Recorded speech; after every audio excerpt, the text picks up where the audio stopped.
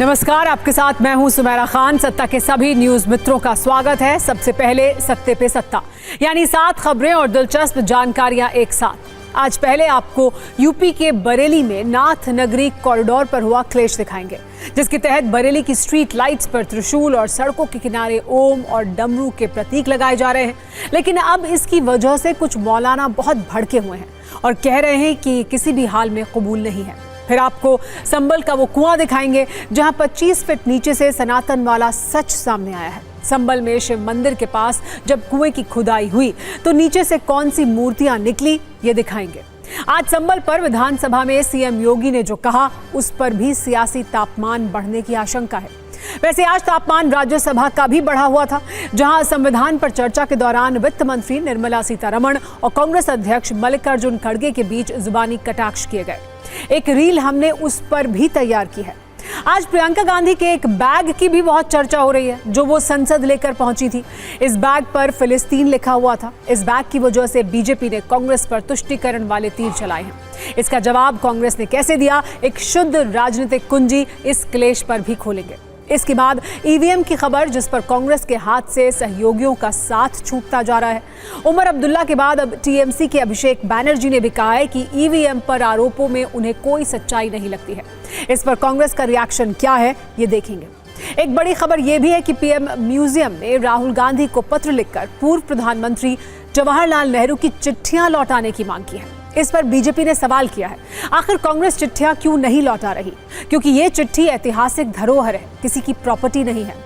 और एक बड़ा अपडेट दिल्ली से, जहां प्रदूषण बढ़ने के बाद पाबंदियां फिर बढ़ा दी गई हैं। दिल्ली एनसीआर में ग्रैप 3 को फिर से लागू कर दिया गया है, जिससे निर्माण और खुदाई के काम पर रोक लग गई है। 5वीं तक की क्लासेस हाइब्रिड मोड में चलेंगी और डीजल जनरेटर सेट्स का उपयोग नहीं होगा।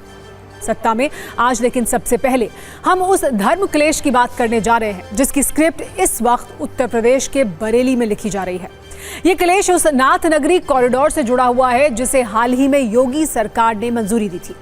इस पर काम भी शुरू हो चुका है और इस योजना के तहत सड़कों पर डमरू और ओम के प्रतीक लगाए जा रहे हैं। इसके अलावा स्ट्रीट लाइट्स पर त्रिशूल लगाए गए हैं।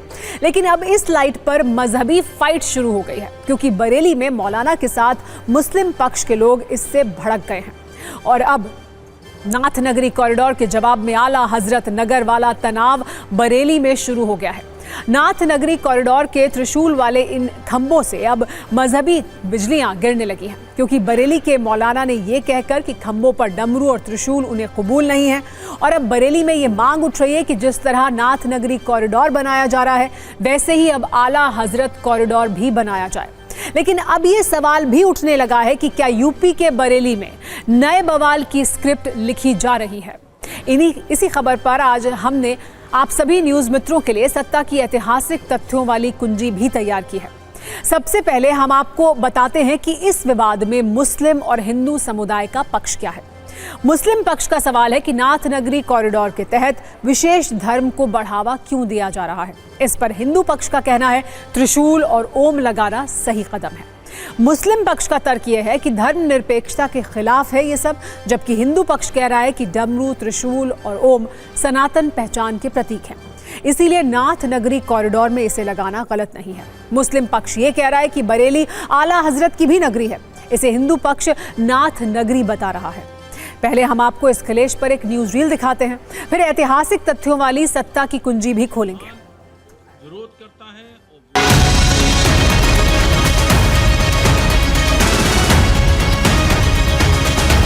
जितनी से जितनी ज़्यादा खूबसूरत शहर को बनाया जाए, सड़कों को, रोड को, गलियों को सजाया जाए, अच्छी बात है, मगर उस पर एक मज़हब की पहचान, एक मज़हब का निशान लगाना ये दुरुस्त नहीं है।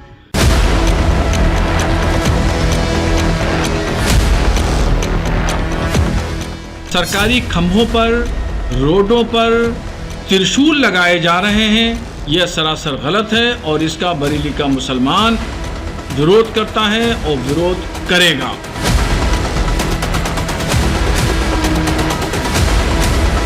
त्रिशूल बिजली के खंभों से, डिवाइडरों से हटाए जाएं और ऐसी कोई भी पहचान ना हो जिस पर मजहब का लेबल लगता हो।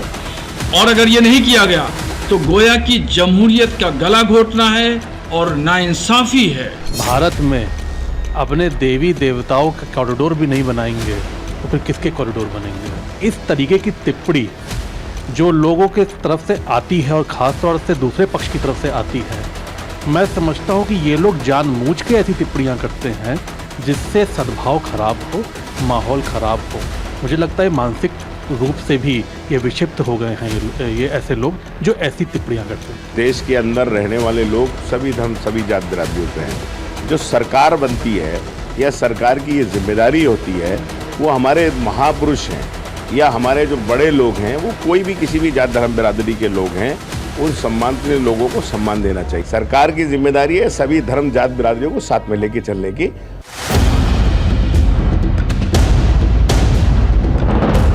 प्रतीक लग रहे हैं तो एक अच्छी बात है और इसमें किसी को कोई दिक्कत नहीं होनी चाहिए। अब आपको ये भी बताते हैं कि आखिर बरेली में बनाए जा रहे नाथ नगरी कॉरिडोर पर इतना क्लेश क्यों हुआ है। दरअसल इस कॉरिडोर के तहत बरेली में 7 शिव मंदिरों को जोड़ने की योजना है। इसमें मंदिरों को जोड़ते हुए 32.5 किलोमीटर का एक टूरिज्म सर्किट बनाया जा रहा है। मंदिरों को जोड़ने वाले इस सर्किट पर स्ट्रीट लाइट लगाई जा रही हैं। इन स्ट्रीट लाइट पर त्रिशूल लगाए गए हैं। साथ ही सड़कों के किनारे डमरू और ओम जैसे प्रतीक भी लगे हैं। बरेली में यह नाथ नगरी कॉरिडोर 232 करोड़ रुपए से बन रहा है, लेकिन मुस्लिम पक्ष ने इस योजना के तहत सड़कों पर डमरू और त्रिशूल लगाने का विरोध किया है।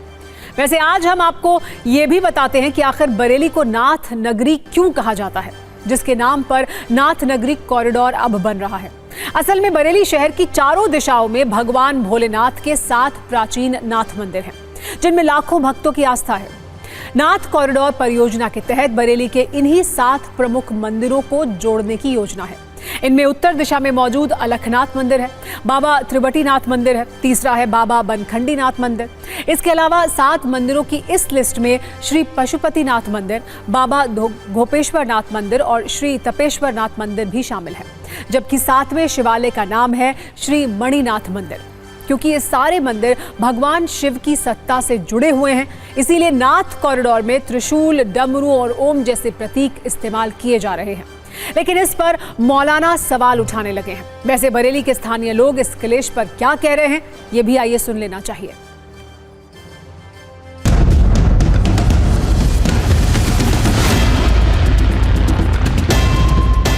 प्राचीन नाथ नगरी है, चारों ओर से नाथों से नथी हुई नाथ नगरी है और जो नाथ कॉरिडोर बन रहा है वो नाथ नगरी को प्रोत्साहन देने के लिए बन रहा है और ये कदम सरकार की जितनी सराहना की जाए उतनी कम है। पाकिस्तान में आज झंडा नहीं लग सकता, बांग्लादेश में हिंदुओं का नरसंहार हो रहा है।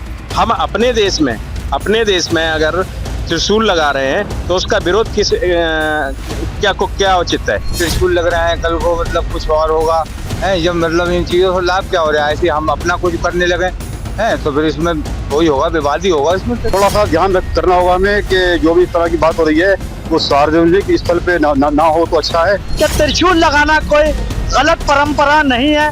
ये 7 नाथों की नाथ नगरी है। बरेली के धर्म क्लेश के बाद अब यूपी के संबल की बात, जहां कुएं से कुछ सनातन वाले सबूत निकले हैं। लेकिन आज संबल की चर्चा सिर्फ यूपी की सड़कों पर नहीं रही, बल्कि विधानसभा में हुए संबल संवाद में भी बहुत चिंगारियां हैं। इसीलिए संबल वाली सत्ता की कुंजी को हमने 3 हिस्सों में बांट दिया है। पहली कुंजी उस कुएं पर आधारित है जहां खुदाई के दौरान 3 नई मूर्तियां मिलती हैं। ये मूर्तियां किसकी हैं ये बताएंगे आपको।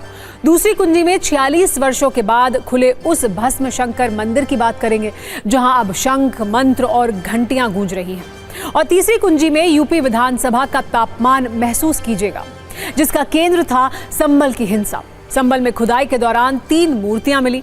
कुएं की खुदाई के दौरान मिली हैं ये 3 मूर्तियां। कुएं से पार्वती और गणेश की मूर्तियां मिली हैं। तीनों मूर्तियां प्रशासन को सौंपी गई हैं। संबल में 24 नवंबर की हिंसा वाली आग जरूर शांत हो गई हो, लेकिन पिछले 4 दिनों में संबल में जो कुछ मिला है उससे धर्म क्लेश वाली चिंगारियां बढ़ गई हैं। संभल में शनिवार को जब पुलिस और बिजली विभाग की टीम घरों और दुकानों में बिजली चोरी के लिए रेड कर रही थी, तब उसे 46 वर्षों से बंद एक मंदिर मिला था जिसमें शिवलिंग, नंदी और भगवान हनुमान स्थापित थे। इसी के बाद संभल में मंदिर के बाहर कुएं की खुदाई शुरू की गई और आज इस कुएं से जो निकला उसने लोगों को हैरान कर दिया है। सनातन वाले इन सबूतों के बाद अब संभल में नए मंदिर की जांच की मांग और जोर पकड़ने लगी है। मंदिर की कार्बन डेटिंग की मांग को लेकर संभल के डीएम ने एएसआई को चिट्ठी लिखी है और मंदिर के साथ कुएं की भी जांच करने को कहा है। दावा है कि यह कुआं 400 साल पुराना हो सकता है। इस कुएं की 24 फीट की खुदाई के बाद क्या क्या निकला है, इसकी लिस्ट भी आइए आपको दिखाते हैं। कुएं में मां पार्वती की 2 मूर्तियां निकली हैं। इसके अलावा भगवान गणेश की भी मूर्ति मिली है, जबकि कार्तिकेय जी की प्रतिमा भी इसमें शामिल है। बताया जा रहा है कि ये सभी मूर्तियां खंडित हैं। साथ ही कुएं में 3 ईंटें भी निकाली गई हैं जिन पर स्वास्तिक के निशान बने हैं। हम आपको इस पर एक न्यूज रील दिखाते हैं, फिर उस कार्बन डेटिंग के बारे में बताएंगे जिसकी मांग संभल में शुरू हुई है।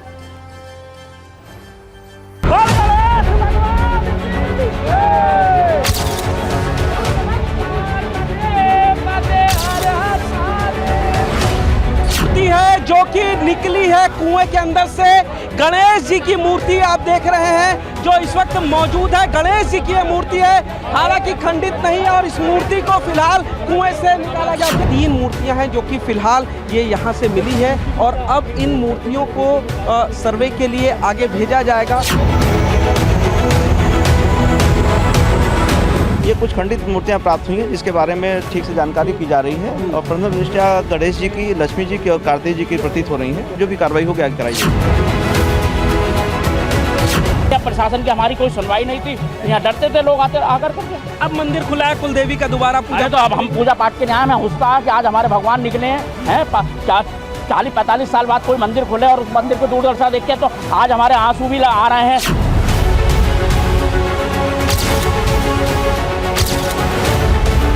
यही कुआं है जिसको तो खोदने के बाद यहाँ से 3 मूर्तियां मिली है और मंदिर आपको दिखाना चाहेंगे। ये देखिए पूजा पाठ यहाँ पर शुरू हो गई, दिए जला जा रहे हैं, धूपबत्ती जला जा रही है, प्रसाद चढ़ाया जा रहा है, फूल चढ़ाया जा रहा है।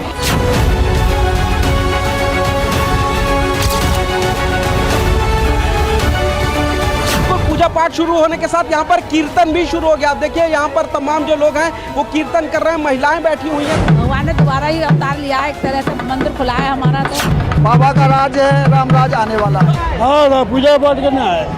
अब यहाँ रोज आएंगे? अब रोज आएंगे। संभल के खरबूसराय में मिले शिव मंदिर के तमाम अवशेषों की अब तलाश की जा रही है और इसी तलाश में कुएं से ये 3 ईंटें मिली हैं। ये 3 ईंटें बेहद अहम सबूत हो जाती हैं। कुएं कितना पुराना था, किसका कुआं था, ये तमाम सबूत ये जुटाएंगे। इस ईंट पर आप देखेंगे स्वास्तिक का निशान बना हुआ है, यानी कि उस समय जब इस कुएं का निर्माण किया गया था उसमें जो ईंट लगाई गई थी उन ईंटों की जब निर्माण किया जाता था इस तरीके से ये स्वास्तिक का निशान है। साफ हो रहा है कि किसी हिंदू ने ये मूर्ति बनवाई। अब समझिए संभल के प्राचीन मंदिर का राज खोलने के लिए जिस कार्बन डेटिंग की बात हो रही है, आखिर वो है क्या? कार्बन डेटिंग किसी चीज, वस्तु की उम्र को पता करने का तरीका है। इससे कार्बन बेस्ड चीजों की उम्र पता लग सकती है और 50,000 साल पुरानी चीजों की उम्र भी हम जान सकते हैं। कार्बन डेटिंग से पहली बार लकड़ी की उम्र पता लगाई गई थी। इसके अलावा किसी शिला या पत्थर की उम्र का पता करने के लिए भी इसका प्रयोग किया जाता है। साथ ही रक्त अवशेष, हड्डी और स्किन भी कार्बन डेटिंग में इस्तेमाल की जा सकती है। अब इसी के जरिए संभल में शिव मंदिर का पूरा सच जानने का प्रयास किया जाएगा।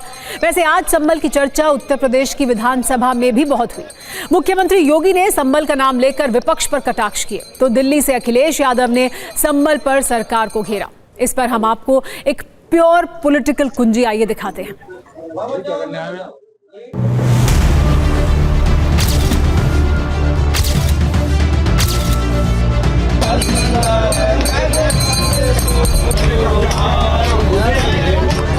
23 नवंबर को जुमे की नमाज के पहले और जुमे की नमाज के दौरान जिस प्रकार की तकरीरें दी गई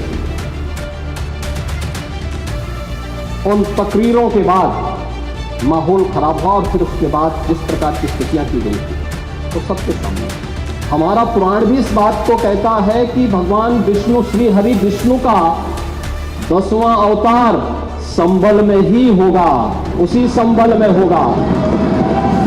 इस तरह की ड्राइव कहीं आप उत्तर प्रदेश में कर दो, देश में कर दो, कि बहुत सी चीज़ें आपको मिल जाएंगी। इसीलिए मैंने कहा, और कई बार मैंने आपके माध्यम से कहा, कि हम लोग खोदने वाले लोग नहीं हैं। आज के पन्नों में कुछ खराब चीज़ें नहीं खोदना चाहते, हम लोग नए रास्ते खोजने वाले लोग, और जिनको अपने भविष्य के बारे में नहीं पता कि भविष्य क्या होगा, भविष्य में क्या बदलाव चाहते हैं, वो इतिहास में ही हमेशा रहते हैं।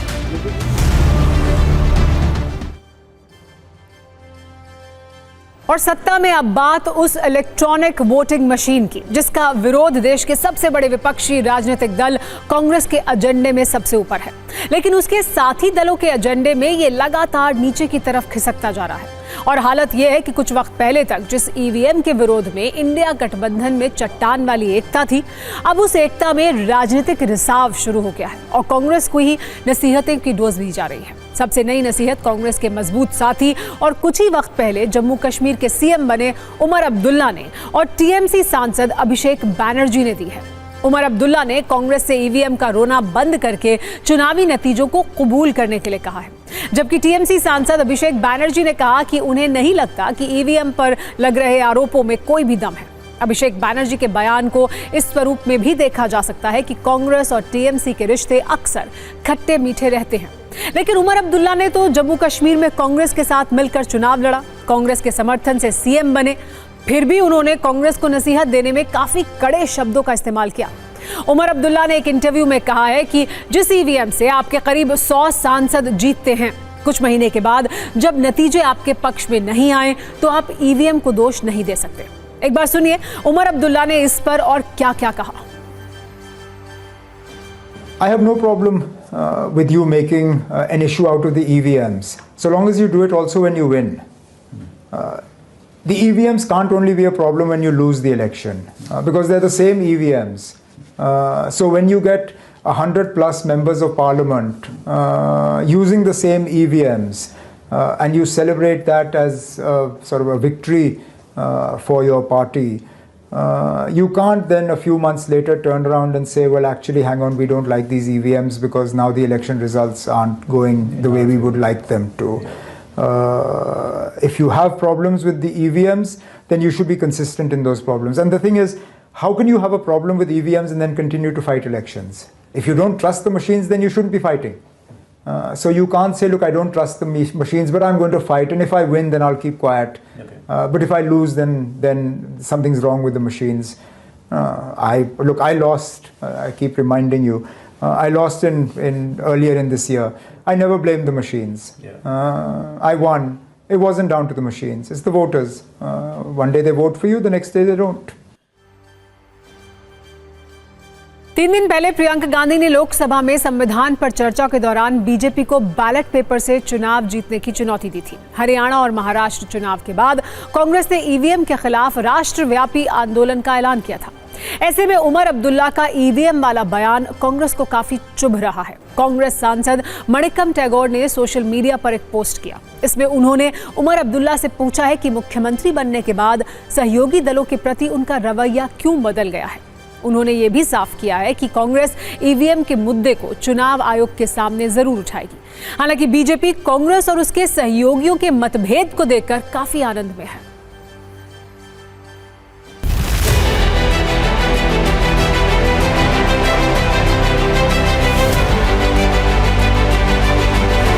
हमारा साथी अखिलेश जी और साथी पवार साहब, साथी ठाकरे साहब, सारे लोगों का ईवीएम का ऊपर उनका नजरिया अलग है। हम हमारा दोस्तों का नजरिया का रिस्पेक्ट करते हैं, बट वो नजरिया हमारा नजरिया नहीं है। कम से कम इंडी गठबंधन के लोग जब कांग्रेस को ये चीज़ कहते हैं, they should try to realise it. मुझे लगता है हम जब बोलते हैं उसको तो समझ में नहीं आता है। अभी तो इनका अलाइज ही बोल रहे हैं।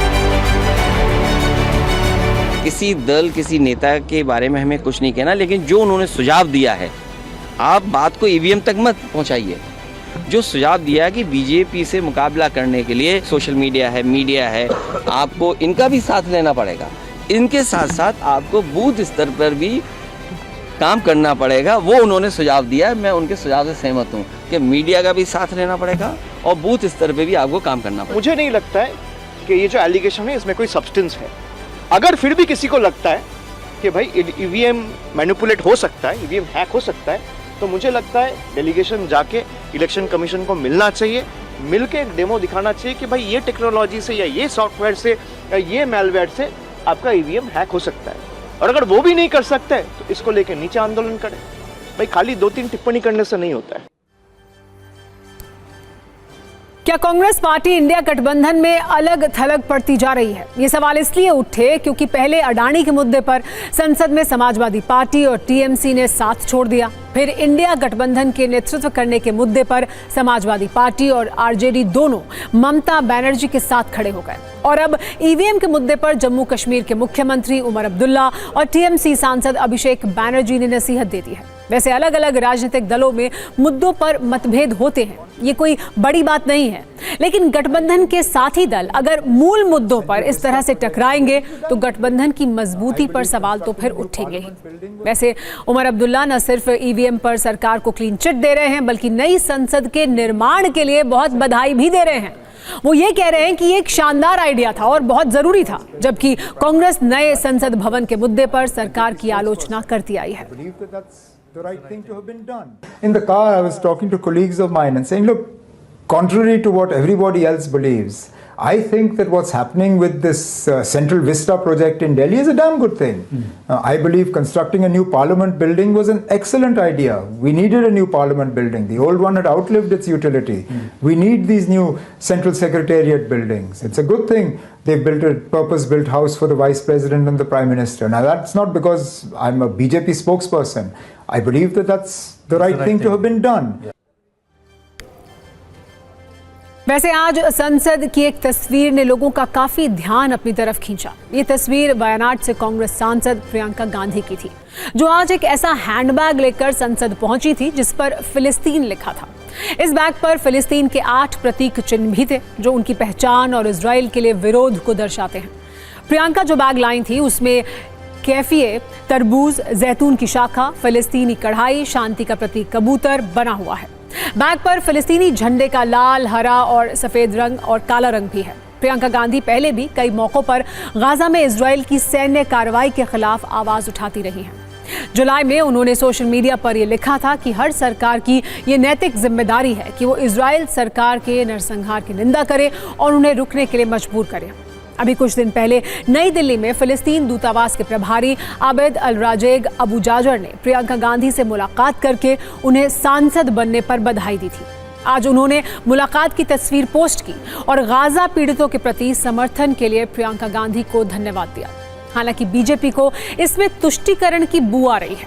बीजेपी ने कहा कि तुष्टीकरण का झोला है, वो मुस्लिम वोट के तुष्टीकरण के लिए फिलिस्तीन लिखा बैग लेकर आई थी। हालांकि प्रियंका ने संसद के बाहर फिलिस्तीन और संसद के अंदर बांग्लादेशी हिंदुओं का मुद्दा उठाया। प्रियंका ने सदन में कहा कि सरकार को बांग्लादेश में हिंदू और ईसाई अल्पसंख्यकों पर हो रहे अत्याचारों के खिलाफ आवाज उठानी चाहिए, उनसे बातचीत करनी चाहिए। कुल मिलाकर आज प्रियंका गांधी पीड़ितों के हक में आवाज उठाने के मोड में दिखाई दी, फिर चाहे वो गाजा के पीड़ित हो या फिर बांग्लादेश में कट्टरपंथियों का हमला झेल रहे अल्पसंख्यक हिंदू। हालांकि प्रियंका गांधी ने फिलिस्तीन लिखे बैग पर सवाल उठाने वालों से कहा कि वो क्या पहनेंगी और कौन सा बैग इस्तेमाल करेंगी, ये उनका विशेषाधिकार है।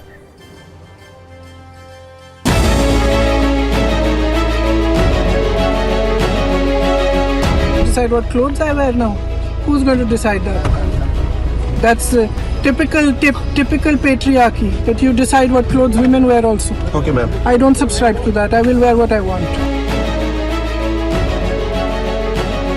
पैलेस्तीन का बैग लेकर आते हैं, क्या संदेश देना चाहते हैं? और विदेशी ताकतों के साथ जिनके हाथ पहले से और तार जुड़े नजर आते हैं, जिनके खातों में राजीव गांधी फाउंडेशन के करोड़ों रुपए विदेशी ताकतों के आते हैं जो भारत के लोकतंत्र को कमजोर करना चाहते हैं, तो पैलेस्तीन के पीछे भी किसकी सोच और किसकी मजबूरी जिसकी आवाज एक बैग के माध्यम से उठाना चाहती है। कांग्रेस तुष्टीकरण करती है, वो मुस्लिम समाज का भला नहीं करती, लेकिन वोट को उलझा के वोट लेने के लिए बहुत सारे एजेंडे अपनाती है। बांग्लादेश में जो अल्पसंख्यकों के साथ, जो हिंदुओं और ईसाइयों के साथ अत्याचार हो रहा है, उसके खिलाफ इस सरकार को आवाज उठानी चाहिए। बांग्लादेश की सरकार के साथ बातचीत करनी चाहिए। तो कुछ ही दिनों में ये दूसरा बैग है जिसकी काफी चर्चा है। कुछ दिन पहले प्रियंका गांधी पीएम मोदी और कारोबारी गौतम अडानी की तस्वीर छपे हुए बैग लेकर संसद पहुंची थी, और अब फिलिस्तीन वाला बैग। ये प्रियंका की बैग पॉलिटिक्स है। और अब बात संविधान की, जो लोकसभा में चर्चा वाली अग्नि परीक्षा के बाद राज्यसभा में अग्नि परीक्षा दे रहा है। राज्यसभा में 2 दिवसीय संविधान पर चर्चा का आज पहला दिन था, जिसमें आज पक्ष और विपक्ष दोनों तरफ के नेताओं ने ये साबित करने की कोशिश की है कि वो संविधान के ज्यादा बड़े रक्षक हैं। सरकार की तरफ से वित्त मंत्री निर्मला सीतारमण और कांग्रेस की तरफ से नेता विपक्ष मल्लिकार्जुन खड़गे संविधान पर चर्चा करने वालों में प्रमुख नाम रहे। दोनों तरफ से एक दूसरे पर तीखे हमले हुए। निर्मला सीतारमण के हमलों में गांधी परिवार पर काफी फोकस था, जबकि खड़गे पिछले 10 वर्षों के कार्यकाल पर हमलावर थे। निर्मला सीतारमण ने कहा कि कांग्रेस पार्टी परिवार और वंशवाद की मदद करने के लिए बेशर्मी से संविधान में संशोधन करती रही। ये सत्ता में बैठे लोगों की रक्षा के लिए किया गया था। खड़गे ने इसका जवाब दिया। उन्होंने कहा कि जो लोग तिरंगे, अशोक चक्र और संविधान से नफरत करते थे, वो आज शिक्षा दे रहे हैं। जब संविधान बना तो इन लोगों ने इसे जला दिया था।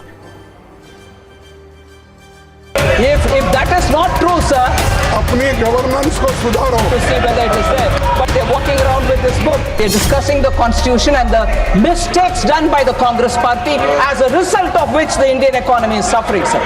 जो लोग झंडे से नफरत करते हैं, जो लोग हमारे अशोक चक्र से नफरत करते हैं, जो लोग संविधान से नफरत करते हैं, और ये लोग आज हमको पाठ पढ़ा रहे हैं। That's the reality of the policy of the Congress party, which they themselves came. We've reformed the country. They baggaged the country in 50 years, and later they wanted to claim that they are reforming and bringing prosperity to this country, which is not true. संविधान में जो preamble में लिखा है और जिन लोगों ने constituent assembly में लिखा है और इसको सर्वसम्मति से जो पास हुआ है, उस पर भी आपत्ति जता रहे हैं। तो आप ही सोचिए ये कॉन्स्टिट्यूशन के फेवर में है क्या अगेंस्ट में है। People who are walking with a book in their hand, constitution, sometimes not knowing that inside there are Kora Kagas, nothing printed. They're not even opening it to see whether it is there. But they're walking around with this book, should know that they are the ones who repeatedly have failed the cause of the Constitution of India. ये संविधान जो बने वो मनुस्मृति के तहत बने। मनुस्मृति के जो कानून होते हैं, हाँ, कानून होते हैं वो जो बनाए हैं, तो उसके तहत करना चाहिए था। ये जनसंघ की मंशा थी, या आरएसएस की मंशा थी, या आपकी मंशा थी। इन दोनों नेताओं के अलावा एनसीपी से प्रफुल्ल पटेल, जेडीयू से संजय झा, टीएमसी से डोला सेन, डीएमके से तिरुचि एन शिवा समेत कई वक्ताओं ने संविधान पर चर्चा में हिस्सा लिया। हालांकि इस चर्चा में भी हमारे नेता पार्टी लाइन से बंधे हुए दिखाई दिए। लेकिन एक बड़ी खबर आपको बता देते हैं, कल लोकसभा में पेश होगा एक देश एक चुनाव का बिल। लोकसभा में दोपहर 12 बजे पेश किया जाएगा ये बिल। कानून मंत्री अर्जुन मेघवाल पेश करने वाले हैं इस बिल को। कल दोपहर 12 बजे बीजेपी के लोकसभा सांसदों को 3 लाइन का व्हिप जारी किया गया है। अब एक ऐसे कलाकार की सत्ता आपको दिखाते हैं जिनका शरीर 73 वर्ष की उम्र में संसार से विदा ले चुका है, लेकिन वो एक रिदम, एक लय के रूप में कई पीढ़ियों के मन में बने रहेंगे। उनके लिए रेस्ट इन पीस नहीं, रेस्ट इन रिदम लिखना चाहिए। एक ऐसी रिदम जो सदा के लिए है। उस्ताद जाकिर हुसैन, एक ऐसा नाम जो तबले की थाप के साथ आत्मा की गहराई तक उतर जाता है। उनकी उंगलियां जब तबले पर चलती थी तो सिर्फ सुर नहीं, पूरी कहानियां जन्म लेती थी। जाकिर हुसैन केवल एक वादक नहीं है, वे तबले के सबसे प्रभावशाली कथाकार हैं। 1949 में मुंबई में जन्मे जाकिर हुसैन का तबले से परिचय उनके पिता और प्रसिद्ध तबला वादक उस्ताद अल्लाह रखा ने कराया। उस्ताद जाकिर हुसैन ने एक कार्यक्रम में बताया था कि उनके जन्म के बाद उनके पिता ने पारंपरिक तौर पर कान बोली जाने वाली दुआओं या प्रार्थनाओं के बजाय ज़ुबान से तबले की थाप और लय बोली थी और ये कहा था कि ये लय ही उनकी प्रार्थना है। संगीत की ऐसी जड़ों से शुरुआत करने वाले जाकिर हुसैन ने तबले को पारंपरिक दायरे से आगे बढ़ाकर उसे ग्लोबल पहचान दी। भारतीय शास्त्रीय संगीत में महारत हासिल करने के साथ साथ उन्होंने तबले को जैज, फ्यूजन और यहाँ तक कि वर्ल्ड म्यूजिक में भी स्थापित किया। शक्ति जैसे फ्यूजन बैंड और कई अंतर्राष्ट्रीय कलाकारों के साथ उनकी साझेदारी ने दिखाया कि संगीत में सीमाओं का कोई अस्तित्व नहीं होता। 2024 में ही शक्ति बैंड को अपने एल्बम द मोमेंट के लिए बेस्ट ग्लोबल म्यूजिक एल्बम का ग्रैमी अवार्ड मिला था। जाकिर हुसैन की हर थाप में एक जादू था। वो जब मंच पर होते थे तो सामने बैठे लोग उनकी उंगलियों की नज़ाकत में खो जाते थे। घुंघराले बालों को झटकते हुए यूं तबले पर थाप देना मानो उंगलियां तबले पर बह रही हों और अपने श्रोताओं से बात कर रही हों। ये उनका स्टाइल था जो कई पीढ़ियों ने देखा है, पसंद किया है और सबके मुंह से यही निकला है, वाह उस्ताद। भारत के करोड़ों लोगों ने एक चाय को जाकिर हुसैन के तबला वादन से ब्रांड बनते देखा है। आगे भी उनके इस अंदाज के फैंस आपको हर पीढ़ी में मिलते रहेंगे। उनकी प्रस्तुतियों में उनकी साधना झलकती है और सहजता से भरा उनका जीवन दर्शन नजर आता है। उस्ताद जाकिर हुसैन का योगदान केवल उनकी प्रस्तुतियों तक ही सीमित नहीं है। उन्होंने तबले को नई पीढ़ी के लिए प्रासंगिक और दिलचस्प बना दिया है। उनकी शैली में पारंपरिकता और आधुनिकता का संगम है जो आने वाले समय में भी प्रेरणा का स्रोत बना रहेगा। सत्ता में अब बात उस दावे की जो एक कमजोर कागज की तरह फट गया और नकल रोकने पर सिस्टम का ओवर कॉन्फिडेंस सबके सामने एक्सपोज हो गया। असल में बिहार में बीपीएससी यानी बिहार पब्लिक सर्विस कमीशन के चेयरमैन ने एक ऐसा झूठा दावा किया जिसकी पोल TV9 के संवाददाता रुपेश कुमार ने लिफाफा फाड़कर खोल दी। हुआ कुछ यूं कि बीपीएससी की प्रारंभिक परीक्षा के दौरान हुए हंगामे के बाद बीपीएससी चेयरमैन रवि भाई परमार ने 13 दिसंबर को प्रेस कॉन्फ्रेंस की। इस दौरान उन्होंने प्रश्न पत्र के पैकेट को लहराते हुए दावा किया कि ये पैकेट इतना फुल प्रूफ है कि इसे किसी भी कीमत पर फाड़ा नहीं जा सकता। उन्होंने वहां मौजूद पत्रकारों को इसके लिए चुनौती भी दी। इसके बाद क्या हुआ आप ये देखिए।